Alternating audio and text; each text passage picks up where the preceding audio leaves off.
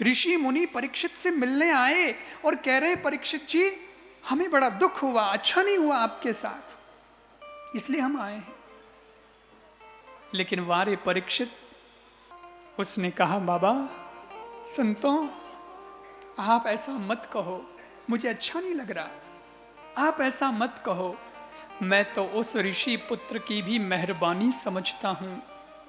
वो श्राप देने में समर्थ है और वो चाहता तो मुझे श्राप दे सकता था कि जिस राजा ने मेरे पिता के गले में मरा सर्प डाला है वो राजा हाथों हाथ मर जाए, 7वें मिनट में मर जाए।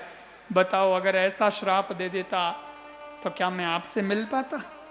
क्या मैं इस जंगल में आता? क्या गंगा के तट पे आता? नहीं आ पाता ना।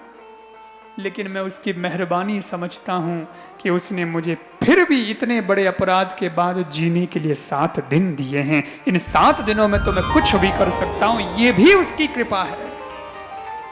अगर वो हाथों हाथ मुझे मरने का श्राप देता था तो मैं क्या कर सकता था? मैं कुछ कर सकता था? मैं तो कुछ नहीं कर सकता था। पर उन्होंने कहा कि नहीं नहीं, 7 दिन की मोहलत।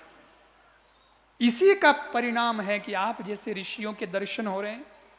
इतने ऋषि आए हो और इतने ऋषि में से एक भी ऋषि अगर घर पे आकर के भोजन कर ले, नवाला ले ले तो उसका कल्याण हो जाता है। तो मुझे तो इतने सारे ऋषियों के एक साथ दर्शन हो रहे हैं, ये उसी ऋषि पुत्र की कृपा है। इसलिए संत की बात मान लेनी चाहिए, सुखी रहोगे। हमारे यहां कहते हैं या तो मान लो संत की बात, नहीं तो पड़ेगी दुष्ट की लात। यूं नहीं मानो तो बच्चे दुष्ट लात कान मानो, इन बच्चे बात तो ही मान लो। संत की बात तो बहुत अच्छी है, वो जो कहे सो ठीक है।